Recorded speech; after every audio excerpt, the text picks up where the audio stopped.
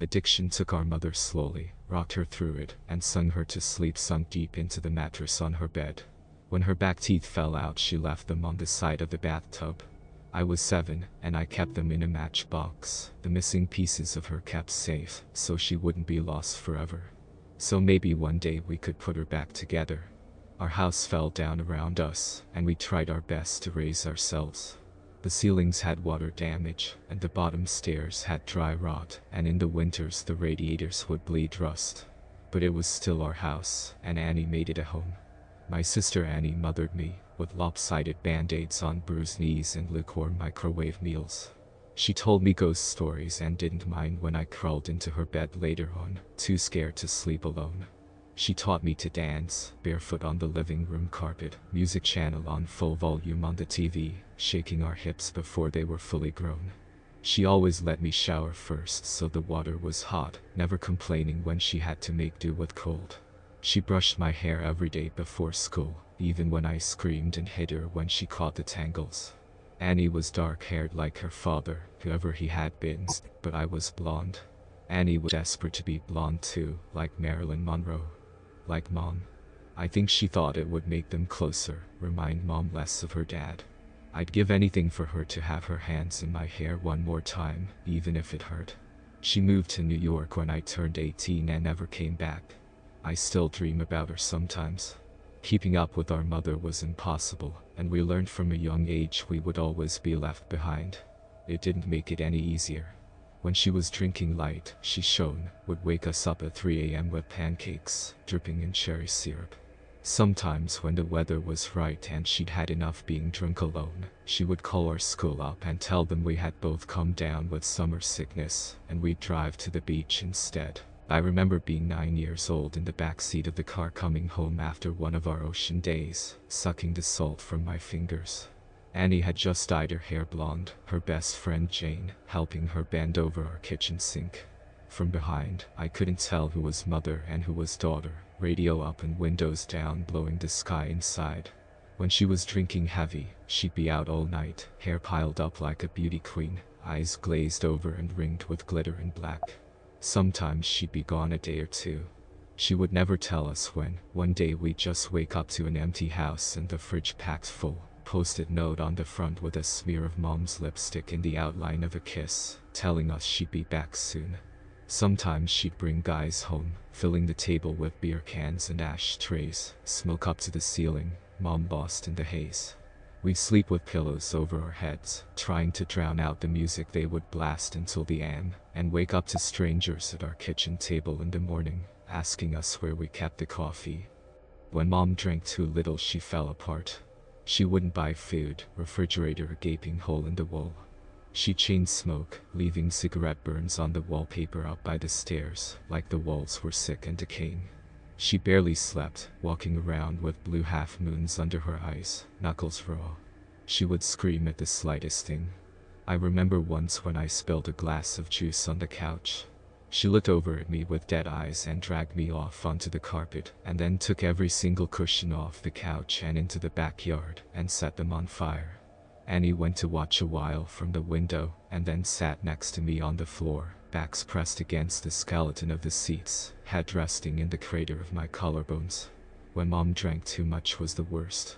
She'd laugh too loud and too long at anything and everything, until her mouth started to shake and she started crying at the breakfast table into her cereal. Annie shut down when Mom was like this, went somewhere deep inside herself where nobody could hurt her. She'd stay up until the morning watching old black and white movies on TV, whispering the lines she knew by heart like prayers. When I was 5, I'd cry when I'd find Mom passed out cold on her bed, sure she would never wake up. Annie would wipe my tears, tell me she was only sleeping just like the princesses in my storybook. We'd sit on Mom's bed together and wait for her to wake up. When we were older, I was the one who would pick Mom up off the bathroom floor again and again, and Annie would put her to bed, smoothing her hair off her face and the vomit from her mouth, changing her clothes if she pissed herself. Watching them then, there was no doubt that Annie was the mother now. It was October and I was 13, Annie 16. It was a Wednesday night and Mom had been gone for 2 days. She'd called us that morning from a payphone, voice slurring down the line, telling us she was having the best time with all her new friends, hoped we were doing fine. When she asked me if I was having a good birthday, I hung up on her. My birthday had been the day before. Annie had given me a pile of presents, strawberry lip glosses and glittery nail polishes. I didn't ask where she'd got the money for them. I didn't care. We'd taken the bus to the beach with Jane, eaten the birthday cake she had made for me, sand getting into the frosting.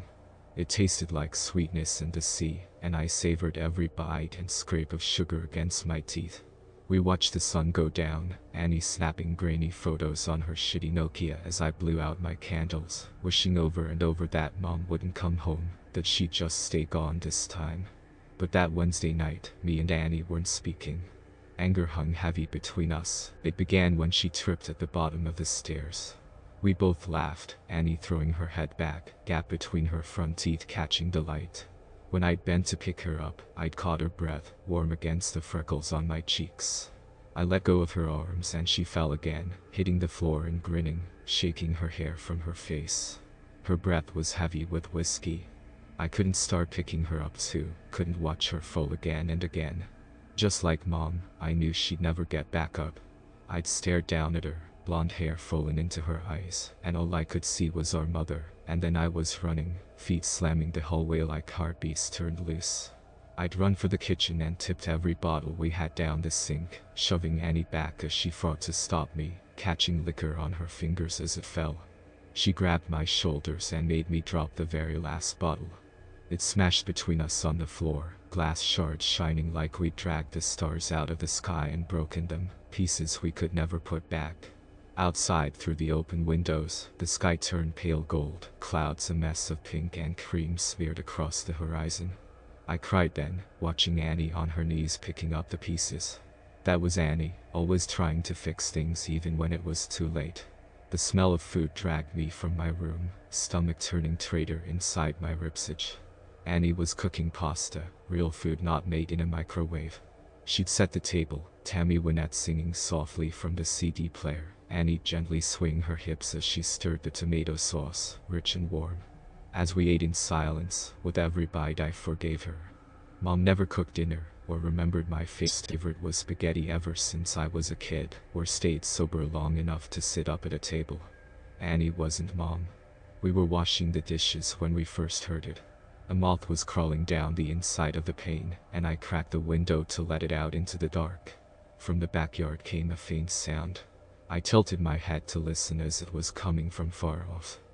I figured it was Mika, the 2-year-old next door, having a tantrum loud enough for us to catch, or maybe even Lucky Strike, the cat that junkies down the street, begging for food like he sometimes did. I always wanted to feed him when he came around, winding over my ankles, but Annie always stopped me, saying once you started giving they never stopped taking. Looking back, I don't think she was talking about the cat. Annie flipped the Christmas lights strung up around the porch, and we sat on the plastic beach chairs watching the skies. When we were little, we'd sit outside, and Annie would tell me the names of all the constellations and the stories of how they came to be hung up in the night sky. I had to grow up before I realized she made them all up as she went along. It was a game we still like to play now, making up ridiculous stories for the shapes we could pick out. Ah, yes, that one there is the Coors Light. It got there when God dropped it out of his convertible window and never picked it up, she said, nodding sagely and hiding her smile. Of course, I said, waving my hands and pointing up past the power lines. Right next to the ashtray, left there by angels on a smoke break. Yeah, they say if you wish on it, all your dreams will come true, said Annie, grinning. She stopped laughing, voice quieter, face tilted up to all those dead stars. Let's wish, Emmy. Let's wish. So we did. The sound of crying interrupted us. It was closer this time, and definitely human. We turned to each other, confused. Annie shrugged and I squinted out into the black. It sounded like a baby, lost and tired and alone. It must be Mika, I said, slowly getting to my feet. Maybe he walked around the back. Shit, do you want to call Connie and tell her we'll bring him over? Annie didn't reply, and I sighed, rolling my eyes. Guess I'll do everything then. I stepped off the porch, grass soft against my heels. The air smelled like it might rain, fresh and clean and growing. A promise unfulfilled. Annie's voice was strained. I turned to her, smiling. It died on my face when I saw the look on her own. Get inside now. She was staring out into the dark, past me, opening the door with one hand behind her, fingers fumbling on the catch. I froze, barefoot in the dirt. I'd found what she was looking at. In the bushes by the back fence was a person, crouched with their knees tucked up neat under the chin, arms wrapped around legs. Their mouth hung wide, softly opening and closing as he cried. Like a child, lost in the dark. Not like a child, but as someone pretending. Mimicking the sound, open and closed out in the blackness. Suddenly they straightened, snapping upright face still hidden by the black. They were tall and thin, too thin to be a normal person. Panic made me move, animal instincts left over from the days we lived up in the trees carrying me forward. I was faster than Annie, dragging her inside and slamming the door behind us, hearing it bounce on its hinges as I locked it. We watched as the person slowly walked towards the house, steps deliberate and long. Annie reached for my hand, holding me tight and turned me to face her, holding my shoulders. Don't turn around, Emmy. Don't turn around. Instinctively I started to look over my shoulder out into the darkness. Annie grabbed my face, hard, and shook her head. I knew then she was serious. Her voice cracked, and she cleared her throat, gripping my hand tight enough to hurt, nails digging in, grounding herself. I looked down at our fingers interlocked, both of us grown from the same bones. I'm gonna call the cops and everything is going to be, her voice faltered, stuttering. Tears spilled over her lashes, dripping like the promise of rain. Annie never cried. Your phone's on the porch, she whispered, and bile crawled its way up my throat. Her phone was upstairs, charging. A soft tapping filled the silence. Annie turned to the window, eye white, showing her eyes were so wide. It was the sound of someone's forehead against the glass, slowly, over and over. They started to speed up, faster and harder, skin meeting glass until they was slamming into the window hard enough to shake the panes. The tapping stopped and I was about to ask Annie if I could look now when she screamed, followed by the sound of cracking glass and the loudest slam yet. Whoever was in our yard had just smashed their face hard enough into the window to break it. We ran upstairs, two at a time, skipping the ones caved in with dry rot on instinct. I turned behind me once, and Annie yanked my face back before I could see. The sound of broken glass echoed behind us as we made it to the bathroom, locking the door. A thin, wailing cry, like a baby calling for its mother, filled the hallway, trapped between the walls and locked doors. Annie threw her back against the door, feet jammed up against the bathtub, clutching the knife she had grabbed from the kitchen. I did the same, shoulder to shoulder. Slow footsteps started on the stairs, deliberate and casual. The crying had become mocking, almost laughter, shrill bursts of sound and then giggles, high-pitched and abruptly stopping before starting again. The first door on the upstairs floor was my bedroom, and we heard the distinct sound of it slamming open. They were looking for us.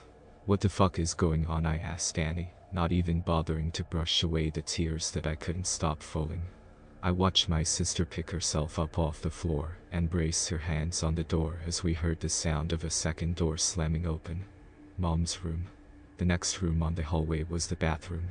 Annie pulled me to my feet and handed me the knife. I shook my head and pushed it back to her, terrified of what would happen if I had to use it. Annie shoved me and pressed the knife into my hands, thumb pressing hard enough on the blade to bleed. I watched my sister's blood drip down her wrist, a winding red road, still pushing into my hands despite the pain. I took the knife. Something slammed against the wall that Mom's room shared with the bathroom. A high-pitched wail followed. I held my breath, could feel my heart beat in the base of my throat, a wild and frantic thing. I'm gonna get the phone from my room. I shook my head violently, about to argue. Annie clamped a hand over my mouth. I could taste the blood on her hand, salty and sweet, like birthday cake by the ocean. Yes. I'm gonna get the phone and I'm gonna call the cops and we're going to be okay. I shook my head again. It's the only way. When I go I need you to lock the door, and you don't open it for anything or anyone. Not for me, not for anyone. Promise me. I shook my head and Annie pressed her hand into my mouth, crushing my teeth against my lips, so it made my eyes water. Yes. Promise me, Em. Something smashed in the room next door. Annie brushed the hair off my face, gently tucking it behind my ear. Promise, she mouthed and unlocked the door as slowly as possible, bolt scraping gently. I watched the curve of her shoulder disappear into the black hull outside, like the moon in eclipse. And then she was gone. I couldn't move or breathe for a second, and then I slammed the bolt shut just as something bounced off the outside of the door. A high-pitched scream followed, handle rattling up and down hard enough to pop one of the screws.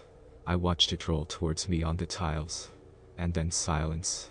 I sat with my back to the door, holding the knife and wishing I was holding Annie's hand instead. Still silence. Nothing but me and my lungs slowly filling the room with my breath. Em. Came a voice through the door. I started, hands gripping the knife. Honey, what's going on, Mom? My voice cracked. Mama, is that you?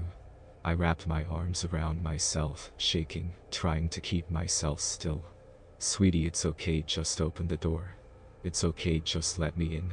The handle rattled again, gentler. Just let me in, it's all okay. She banged on the door and I took my handle of the bolt. Honey, I'm sorry. I'm sorry I missed your birthday.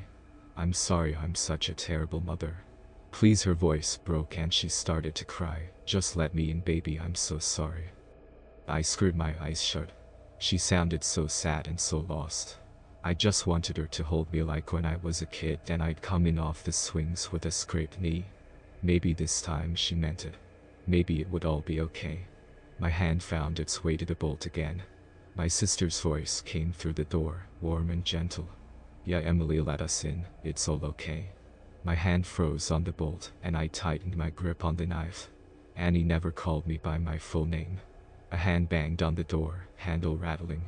Emily, let us in. Annie's voice became low and guttural, followed by the same shrill giggles from before. Mom spoke now, pleading and crying, voice getting louder and louder. Let us in, let us in, let us in, over and over again, punctuated by her fists on the door. I thought about demons and monsters, all the bedtime stories we pray don't crawl out from under the bed. That's not my sister and you're not my mother. I screamed through the door, hands over my head. I climbed into the bathtub and curled in a ball, cradling myself, knife clutched to my chest. I didn't know what it was outside that door, but I knew it wasn't Annie.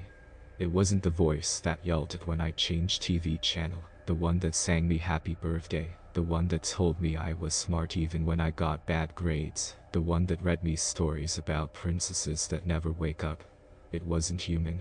Bangs and yells came from downstairs, followed by the footsteps of people running. A low guttural howl ripped through the house, filling the room until I felt like I was drowning in the sound, and then the door was kicked in. I screamed, covering my eyes, waiting to die. Arms found me and lifted me from the tub, carrying me from the room. I looked at the outside of the door as I was carried downstairs. It was covered in long scraping claw marks, dragged down to the floor. Pillows ripped apart covered the hallway in soft down, like it had snowed inside. I watched them drift slowly as men in uniforms checked each of the rooms that looked like they had been torn apart by something feral. Outside in our driveway were police cars and an ambulance. In the middle of it all was Annie, bathed in blue and red light as it washed over her, lit up in the dark like a neon angel, face aglow. I threw myself from the cop's shoulder and ran to her, holding us both together, broken pieces and all, standing under all those constellations we made up. Gentle screaming came from the ambulance, which rocked occasionally. Annie gently turned my head away, smiling so sadly it made my chest ache as I understood. Turns out there was no demon. No wild animal or bad man trying to break in. Just Mom, out of her mind on booze and drugs and everything in between, coming to the end of a week-long binge. Something had finally broken inside her head, and this time we couldn't put her back together, no matter how hard we tried. Sometimes you fall one last time and you never get back up. Annie had seen her in the garden, blood dribbling from her mouth, track marks bulging on her forearms like on mapped roads, rail thin and desperate for one more hit, one more fix. She'd searched the kitchen for all the drink I'd thrown away, and when she hadn't found it, had come to hunt for the stash she hid in the bathroom. She hadn't wanted me, just the drugs on the other side of the door, so high she could mimic Annie's voice almost perfectly. Turns out the real monsters are the ones that eat your lives slowly, the kind that come in a bottle or a needle, or at the end of a long list of reasons why you can't get out of bed in the morning. Sometimes the monsters are the ones that raise you or love you the most. But it's up to you if you let them in.